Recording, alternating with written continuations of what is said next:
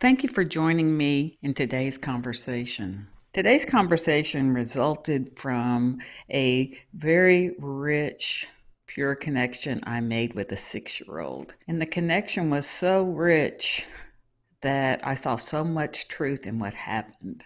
And that's what this conversation is about. What would make it better?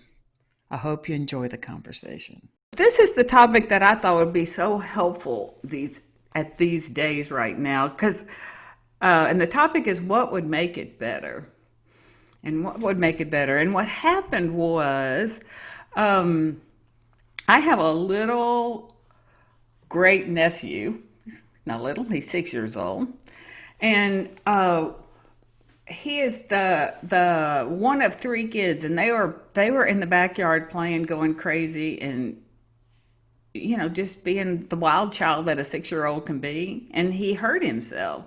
I don't know if he bent his toenail back or he scratched his toe or something, but it was the cause of a major meltdown. You know what I mean? He was trembling in a major meltdown, upset.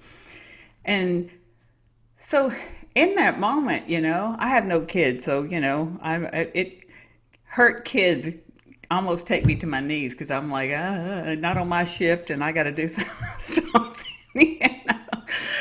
So it occurred to me in that moment. I just knelt down next to him as he was even shaking. He was just shaking. He was so upset at two things. He was hurt, and the second part was the injustice of his little brother, taking something away from him too. So it was a dual upset. And so in that moment, it just occurred to me to kneel down next to him, and I looked at him, just got right in front of him. And I looked at him and I said, "What would make it better?" And it was such a sweet moment because I didn't even realize what I was doing, but it just occurred to me to get right in and look him in the eyes and ask him that. And there was such a sweet connection when our eyes met. There was such a sweet connection that he kind of, he kind of caught himself a little bit. And then he looked at me and he said, so preciously, he said, "One ice cube and a paper towel." I said, "I can do that. I can do that." And I went and got the ice cube and the paper towel, and I brought it back, and I just, knelt down beside him again and just asked him, tell me where, and let's fix it. So the minute he touched that one little ice cube to his toe with that paper towel, and we kind of locked eyes again, he was up and gone. He was up and gone, completely recovered, had no revenge in his heart for his brother. You know what I mean? He wasn't needing to talk to his mother. His resilience came to the surface just that fast, and he was back in the flow of life, in this beautiful, natural flow of life. And so as I walked away from that, I didn't even realize what happened but it just kept living inside me. Do you have moments in life where something occurs and it just keeps living inside you? Like, I don't know what that means, but that touched something in me. And, fortunately, I at this stage of the game, I just kind of lean back, not try to figure it out, and just see what comes. I find that to be much easier than start running the bases and trying to figure things out. Just let it be.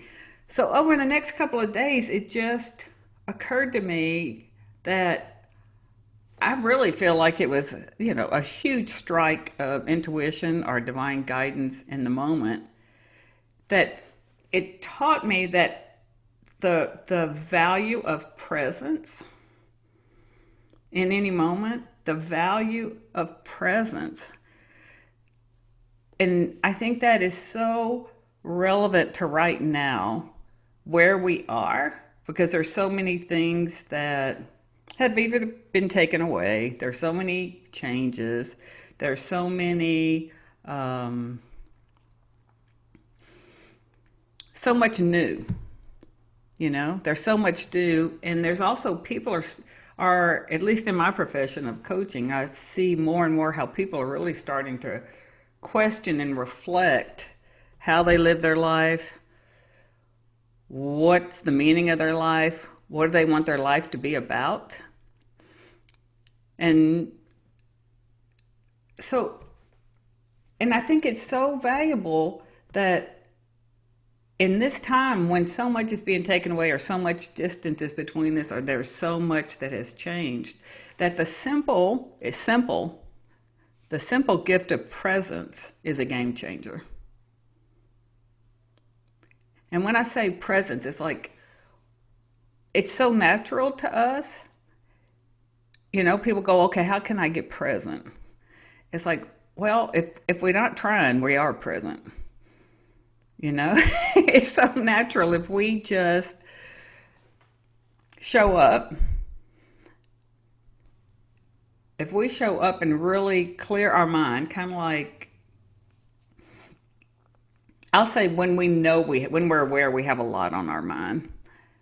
If we can clear our mind, kind of like shake an Etch-a-Sketch, and just get present to a person, that gift of being present aligns a lot of stuff. I think people are not feeling seen or heard or connected, especially right now. And in that one instance, I just saw how simple it could be to give something. Like I said, all of this came in the rearview mirror in hindsight. The insights came after, because the moment happened so organically. It wasn't a strategy. It wasn't a plan. It wasn't even anything on my mind. It's just the wisdom that came in the moment, the same wisdom that you have, that when you get present comes to you in the moment. And so I'm sure, and I'm sure and I'm guessing at the same time, but I feel like each one of you, when you have a conversation with someone who is present to you, it feels different.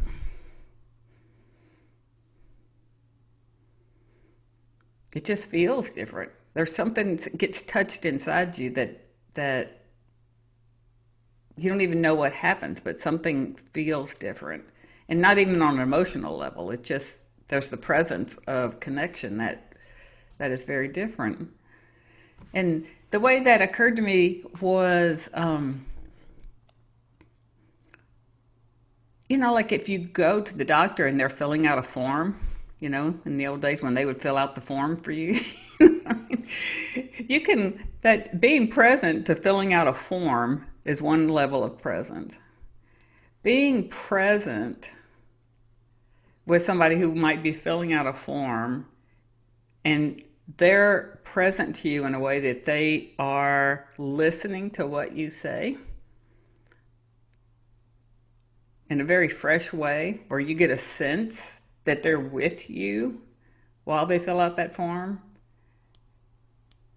That's that space where you can feel a very distinct difference.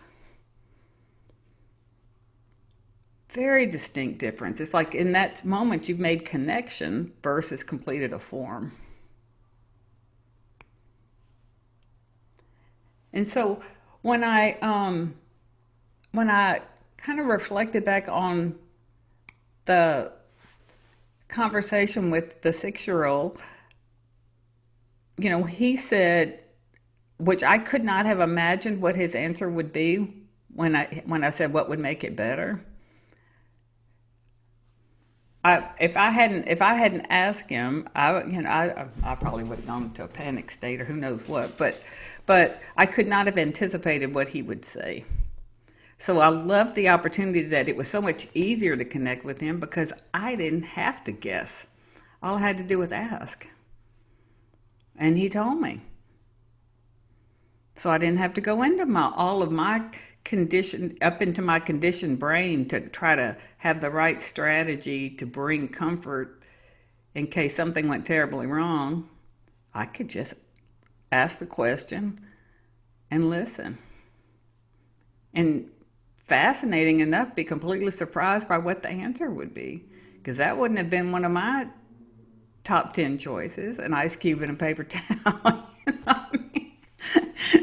But to know that something so simple could do the trick. And so when I wanted to share this, I was like going, people feel a little frustrated because they want to contribute or they want to make a difference or they want to do something. And I think if we incorporated presence and listening in any and all of our opportunities to connect, I think it would be a game changer. Now, there's no perfection in what I'm talking about, but there can be I'll say an evolvement of being present, you know, because being present with a clear mind is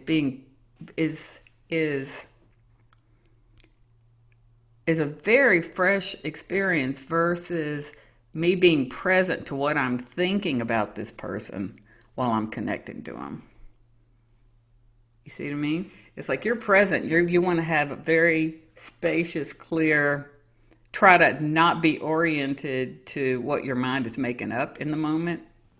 Just try to look and connect with the person versus, I don't even know why I'm trying to do this. They never pay attention to me. You know what I mean? They're someone who, I don't even know why I try.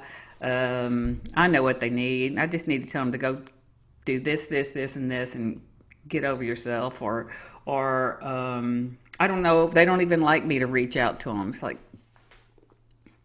you know, we can take all that guesswork out. That's what I love about it. It can be so efficient and so simple because we can ask the simple question of what would make it better.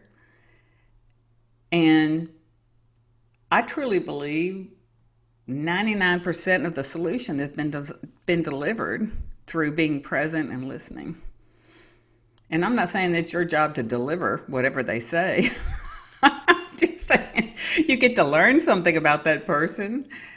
You can choose if you want to go, you know, if you want to find a solution, you know, give them whatever it is they want or help them what they want, but it's still not yours to do.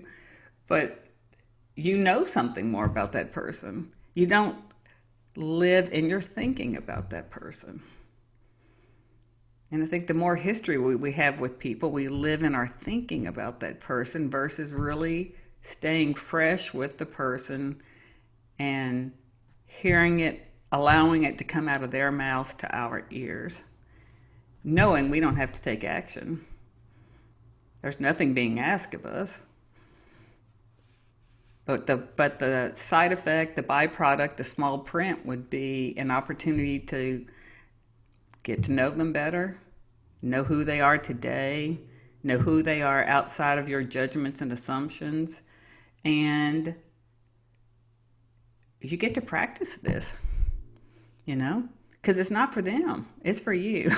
That's the best part of all. It's not for them. They won't even know. Who knows? They won't even know what happened. The little guy I was talking to, he didn't know what happened. But I mean, it was as if he dropped a boulder in a very still body of water. It just keeps giving me a ripple effect of understanding about human nature and the beauty and the gifts to me when I can drop all of as much as my conditioned mind and kind of open myself to wide open spaces of potential and possibility.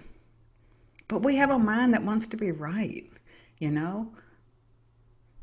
But so what? So what? It doesn't get to, you know, we can choose to listen to it or not listen to it.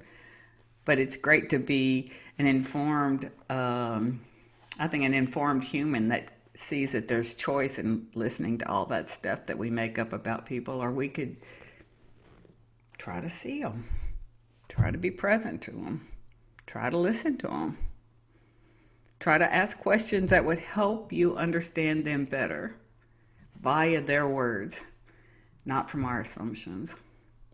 not from our emotional makeup. So I'd love to hear from you. Is there anything in there that makes sense? Something you might want to play with trying? Um, One other point is like it makes human connection so efficient when you're not whacking through the weeds of your judgments to try to connect with somebody. It gets so efficient to have really sweet connections with people. Cherie, Yes, it Linda. it makes me think about why I so adored teaching young children, because they are so present. So my time with them was spent in present time. And the other thing is I've noticed about myself in this conversation is I'm always waiting for people to be different. I mean, I now hear myself, because the pandemic has given us so many gifts like that. And now I hear that come out of my head. Well, if they were just different, well, that's not being present, but it's helped me to just see that, you know what I mean? And let it go when I can see it. I thought it was fascinating. And your conversation just plays right into that for me, you know. That's such a great thing to have the opportunity to wake up to, Yeah. you know? Because that leads you in the direction of inquiry about ooh, this is kind of a favorite phrase that's been bouncing in my head this week is like and I kind of say this to my own brain, like, are you willing to be wrong about that? Like they have to Oh, like that's fabulous. like they have to be different for me to be okay. It's like, are you willing to be wrong about that? Well, sometimes I am, and sometimes I'm not. Yeah. Yeah. But it can be played with, It can just be played with. But the truth, the bottom line truth about your existence on this planet is that they do not need to be different for your world to be better. Yes.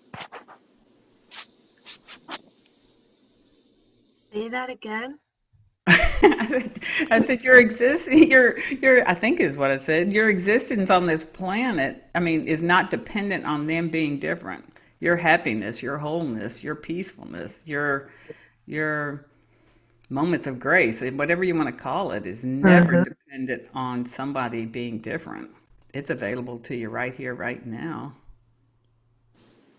You would never, I mean, gosh almighty, as a culture, we attach our well being so much to things outside of us as a culture, you know?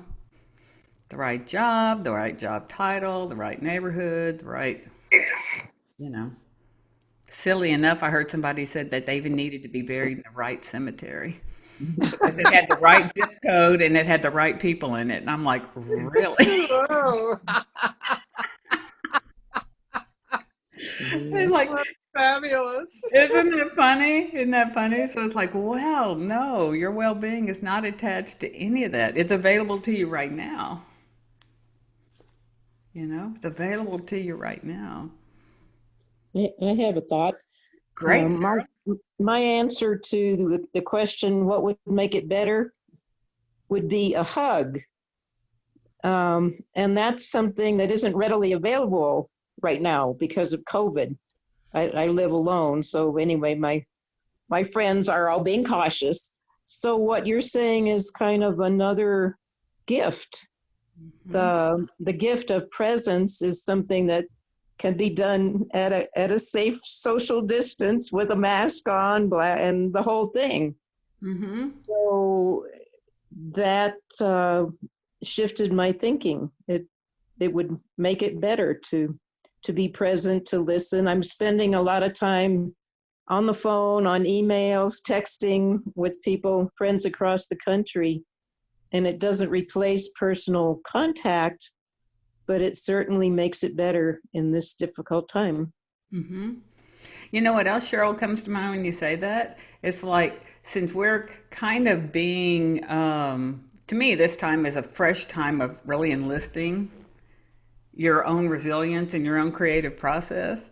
And it's Mm-hmm. like, okay, if that's not available, if I can't pick a hug off the menu, what would make it better? And webinars have been a blessing. Never wanted to Zoom or do webinars or any of that kind of stuff, but what a blessing. Yeah, yeah. But you see, even in that place of like, if you kind of ask yourself that question, it's like, if I'm going to really um, find peace and happiness in what's being offered in this moment, I think that's another great practice of these times. Mm-hmm. And that could be a soak in the tub, It could be a walk around the block. It could be anything. It could be a doodle on an envelope, just whatever comes to mind. But it's like having that awareness that you can enlist your creative process. You can even inquire into yourself and go beyond what has been available in the past to touch those places within ourselves. Seeing a real person is a treat. Mm-hmm. Mm-hmm. Absolutely. Absolutely. Thank you for that.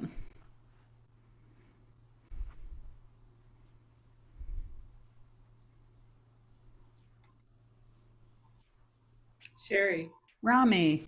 Yeah, what I love about this question is it seems personally useful because it seems like the mind is really good at creating problems. So it kind of bypasses that whole thing and brings me to, a different place. But then also I'm thinking that quite often people that I know tell me their problems. And it is such an empowering question. I could just ask them what would make it better and see what happens. And I love the way it kind of brings me back to myself. And it seems like that's the kind of the effect of it.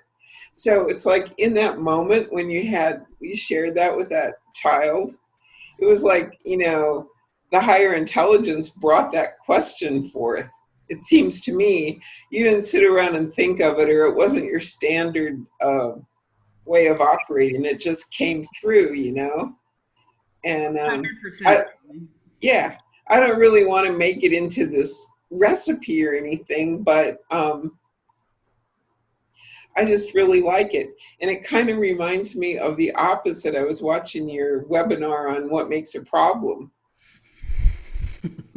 And so in a sense, it's almost like this is also, it's the flip side of the same scenario. And when I was watching what makes a problem, I was asking myself that. And in asking myself that about something in particular, this new awareness and solution came to me right while I was watching it. So the two questions seem related to me. I love that, Rami. I love that because if we I love that because just like you said, there was no agenda. I don't, like you said, I don't even want to make it a step one, Right. step two to step three, take it home, ask the big question. You know what I mean? I don't want it to be that, but I'm just saying this like, gosh, if we just get out of our mind and out of our conditioned mind for even one moment, we don't know what can surprise us. And that question, that, like you said, I didn't see it coming, and it kind of, like I said, it's continued to knock me off my heels, and huge gratitude, like going, thank you, thank you, thank you. I had no idea it could feel so sweet, and just Yeah. not need to solve his problem. You know what I mean? But just to be open to it, and I've thought it, like, just like what you said, it's like to be able to say that to somebody, it's an invitation for them to reflect and enlist their creative process and see what comes to them, because ultimately it's on their side of the line. Yeah. And you're asking him that was so empowering to him. It's like, bam, there it was. And bam, he could switch gears, you know? So, Yeah, because I could make up a whole bunch of stuff about what would think would make it better, and I could make up a whole bunch of stuff like, he's going to be worried, he's going to make his mom upset. I mean, one of those really concerned kids, so I could make up a whole lot of stories, but that's a lot of work, you know. yeah, And then yeah, and then that just invites all that overwhelm. It's like that's another piece about when you give yourself the opportunity to get present, you step out of overwhelm. There is no overwhelm in the present moment. yeah,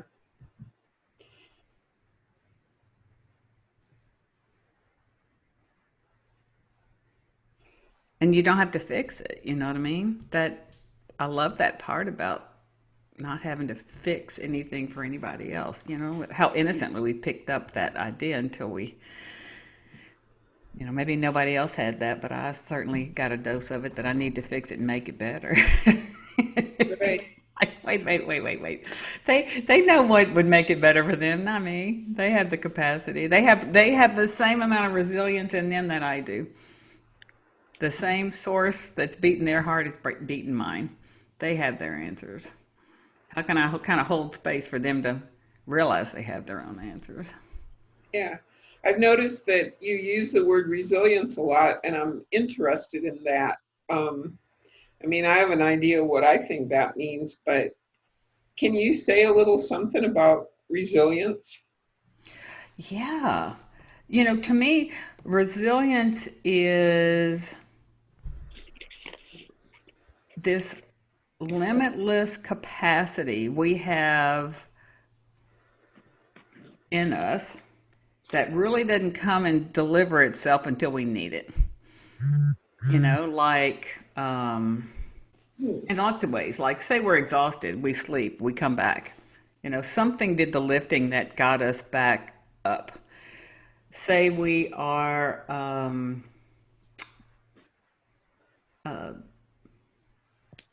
even in an emergency situation where we find a clear mind and take action in situations that if we pondered them now, we'd swear, I don't, not me. I'd be in a fetal position on the floor. But when you don't have time to wander into your thinking in those like emergency situations, when you don't have time to indulge your thinking, you're present and action comes to you in that moment, that would be another place of resilience.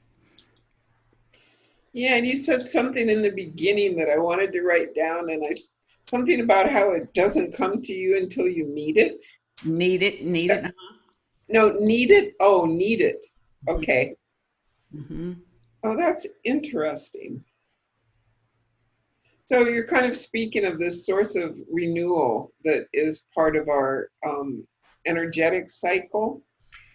But kind of like in our it's to me it's the spiritual nature of life that supports us even though we're in form. We're made of matter, but there's a spiritual intelligence behind our life that um, brings us fresh thinking. It's new things to say when you never expected them, fresh solutions, um, um, helps you rise to any occasion when you have to. There's a Hmm. limitless spiritual nature behind life that is funding all of that for us. Because because left to our left me, I can only speak of me left to my limited mind, uh, it would go. Mm-mm, mm-mm. Right. Does that help? But I mean, somehow there's this. I don't know if it's a pipeline, a lifeline, um, but we're programmed to wake up more. We're programmed to see fresh ideas.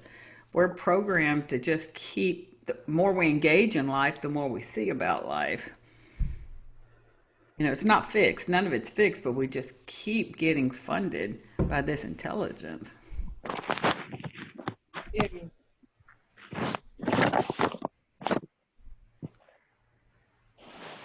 How do you see it, Rami? Everybody can. Well, I was just feeling that the way that I am thinking about it now is it's like this unlimited resource of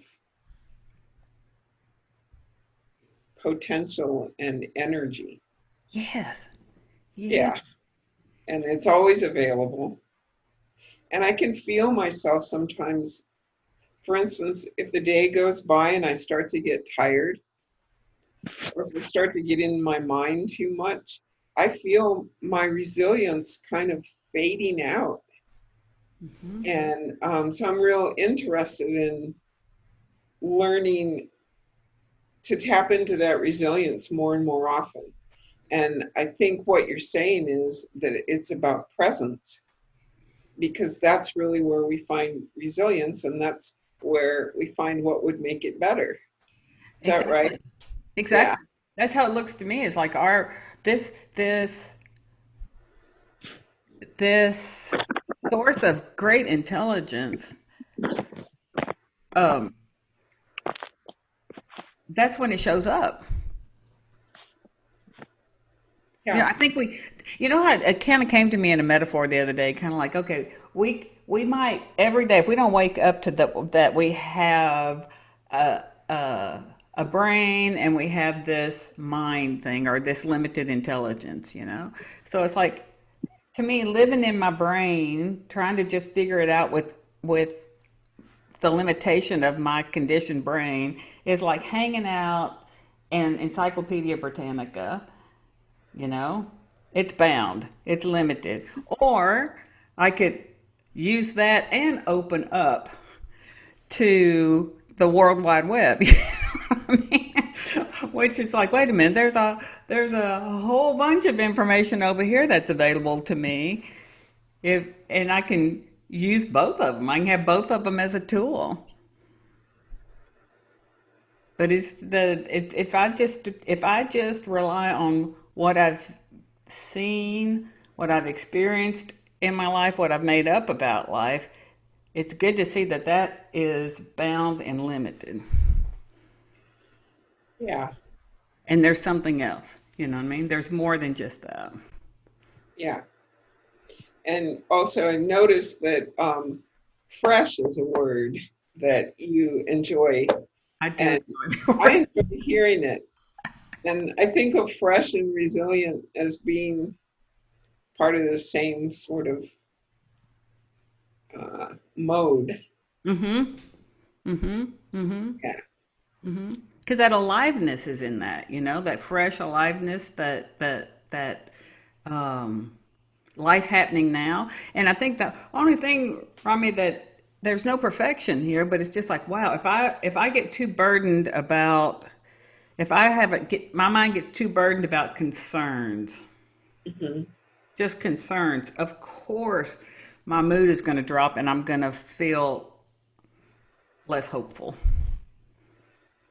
Yeah. And with that, I noticed that my sense of resilience goes down.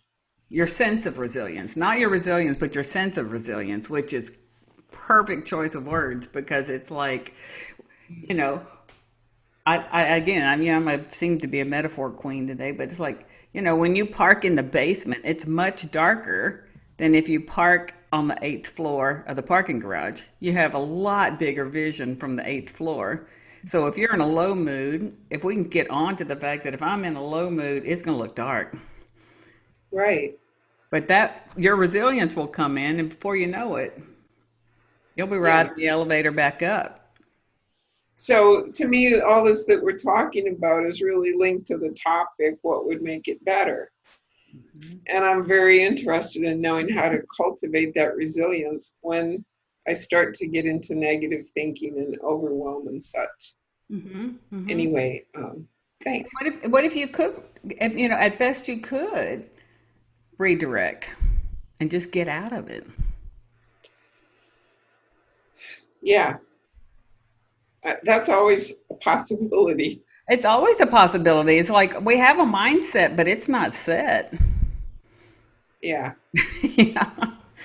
I was, I don't know, a week or two ago, but I mean, I just caught my mind, took me to like a booga booga situation, like with my mother, just like death and dying and all this scary stuff. And my intuition in that moment said, get out of there.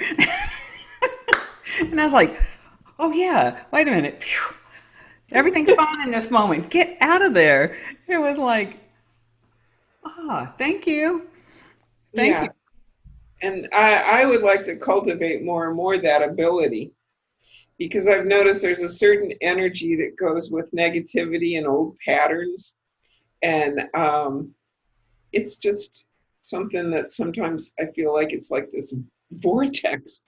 I start to get sucked into it, Yeah. And I think that learning how to do what you're talking about would definitely make it better. Or And I yeah, think, or even seeing it as an option. I used to would just go to the depths of my low moods, and I'd scratch my way back up somehow, buy a chocolate or something. I don't know, but but it was good to see that there could be more space around it, and not that there was some space around it for other possibilities than just getting to the end of the cookie dough or whatever it was for me. yeah, yeah. Thank you. Hey, Joyce, what did you had your hand up? Oh, you're muted.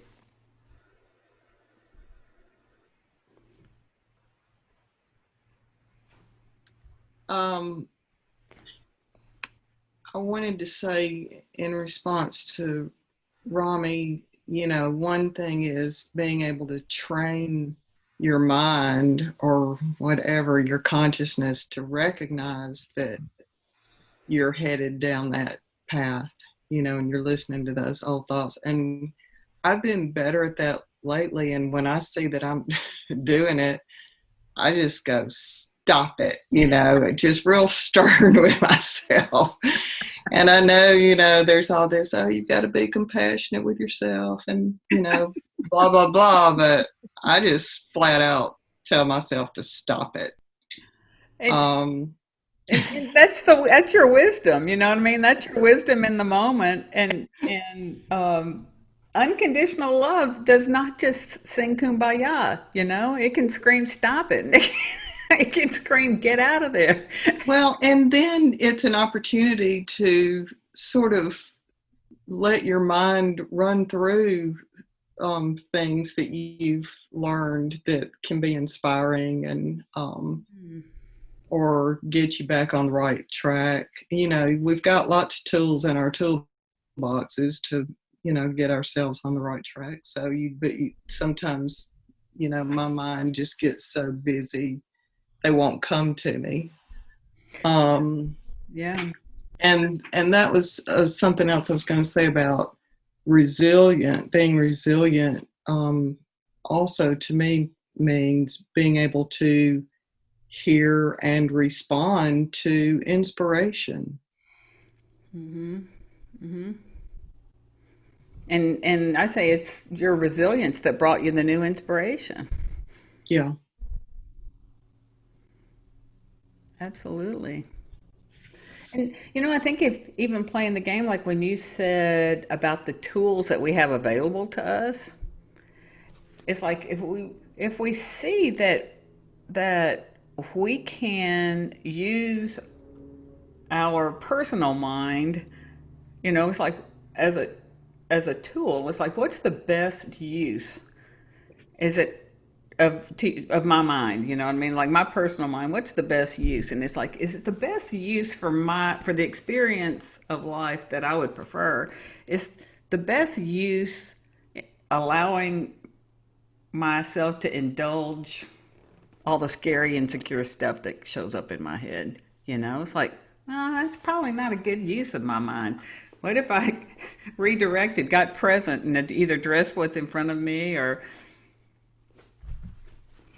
have a creative project or connect with nature or whatever it is, but it's like we can kind of gain some awareness that there's a place of to best utilize these gifts that we've been given in this machine that we kind of get to harbor our soul in, and that, you know, it's what's the best use of it. Not making anything bad or evil or anything like that. It's just like, you know, me going off into the unknown, which is not the opposite of being present, is, I don't know about y'all's mind, but mine usually takes me to a haunted house worse than anything I've ever gone through on Halloween.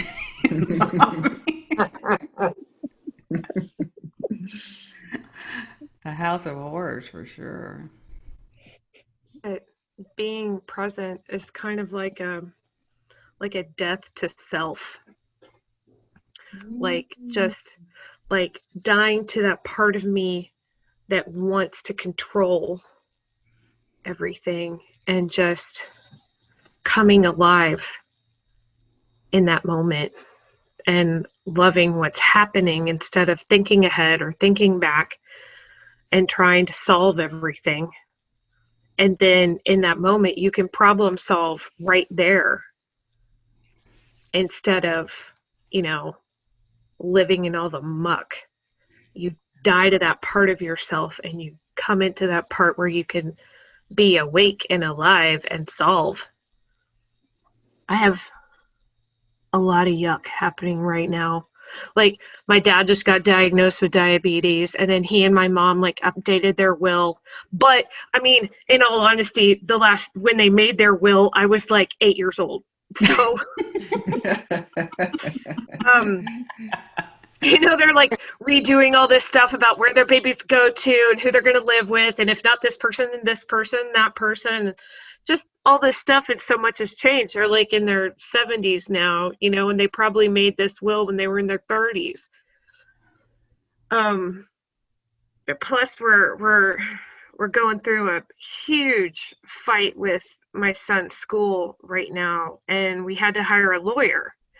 And I'm trying really, really hard not to, and I have to fill out all these intakes and timelines and scan in all these documents and files and, you know, have everything for the lawyers to look at, everything from the past that I can dredge up to give to them because it's all relevant to his case. So I have to force myself not to live in that anger that was there and that resentment and that guilt, because I have a lot of guilt from it for myself for not advocating them. But I didn't know the law. I didn't know what I could do 4 years ago, but I know now, and I'm angry about it.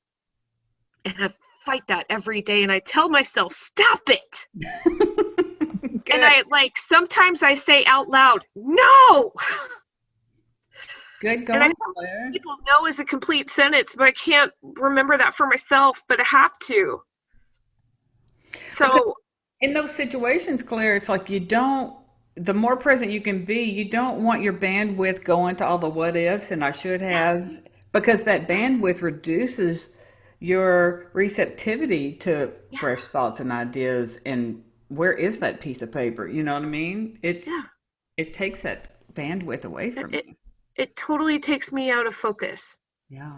And like today, I was supposed to start work at 8, and then I saw your email and I started thinking, I really need to get on here. I really need to do this call. I really need to hear this. It's really coming right at the perfect time, and it couldn't be at a better time. So I farted around on the internet and I did a lot of stuff to send things over to the lawyer, and I just got engrossed in a whole bunch of other things since starting work, and now it's going to be 1 o'clock and I have 4 hours of work to do today. But I don't care because I needed this. And you'll be much more efficient too with a clearer mind. Yeah. And I can breathe. I've taken jotted down 5-page notes of stuff that I just want to remember. I just want to have it where I can look at it and go, when I get in a dark place, I can tell myself to get out of there. It was just simple things that 'Cause all I know this. I know these things, but I need to hear it. Mhm. As all human beings get amnesia when they get scared or insecure. And that's not a problem with any of us. It's just good to know that when I'm scared, I love this phrase, I've lost my mind, and don't make any decisions because the world will look different when I come back up. So I just know not to trust my mind when I'm in a low place. It's hard to be Nobody. around people that you know are negative, that you know will think forward to what could happen in the negative. Like my husband, he said something about um, something, and then he predicted something, and then he sent me an article that was like exactly what he had predicted. I'm like, dadgummit, that hadn't even happened yet. But he's like guessing ahead, planning for the bad, and that just like knocked me on my butt. And I was like, what the hell? Why does this bother me? Why am I thinking about my parents dying? And then I say, my head goes there, and then I have to, no, just love them in the moment, just love them in the moment, just, and I have to tell myself every time I get into that, when are they going to die? It's going to happen. I don't want it to happen anytime soon, but I can't. I have to pull myself back out of that. It sucks. It's hard. It is. And I think during these times where we're kind of destabilized with so much being taken away or restricted, it just it's a breeding ground. It's like a petri dish for insecurity. So that's all the more reason to cultivate and understand more that, oh, I can take that breath and rest. It's not dependent on any of that. It's not dependent on the right circumstances, the right order of things. So thank you for this. I want to thank you and for the little boy. It wouldn't have happened if he hadn't have bopped his knee or whatever it was, and then you were there, and then that inspiration hit you. And I really appreciate you being open to that and wanting to reach out to us and share that. Thank you. Oh no, thank you, Claire. It's just fun that how life can be our teacher. How life can be our teacher, and then anytime you get one of those bumps and something just keeps reverberating, not in a sense that you need to understand it, but it's just like there's something in that because it's kind of living inside you, and it's there for us. Like life can be your teacher. Oh, one more thing.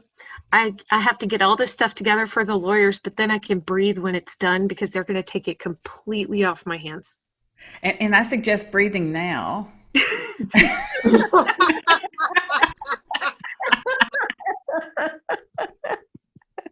I'm sorry, guys. This isn't the Claire show. I'm going to mute myself. But breathing now is a good idea all the way through. No, I think that's a perfect example, Claire. It's like, yeah, that's a perfect example. No, breathe now. And that resilience that Rami's talking about is going to do the breathing for us when we don't remember to do it. Yeah. Yeah. Well, cool. Anybody else? We're just getting close to our winding down time. Amazing. It's Yes. just what everything I Such a- just needed to hear today. Yes. It's such a gift, Cherie. Thank you, thank you, thank you. And each and every one of you brought, even more gifts about this gift. Thank you. Thank you. Janet, I saw you waving? Yes. Yeah, no, just Claire's discussion made me think about, a long time ago. I'm about to have my 25th wedding anniversary with this husband, but a long time ago,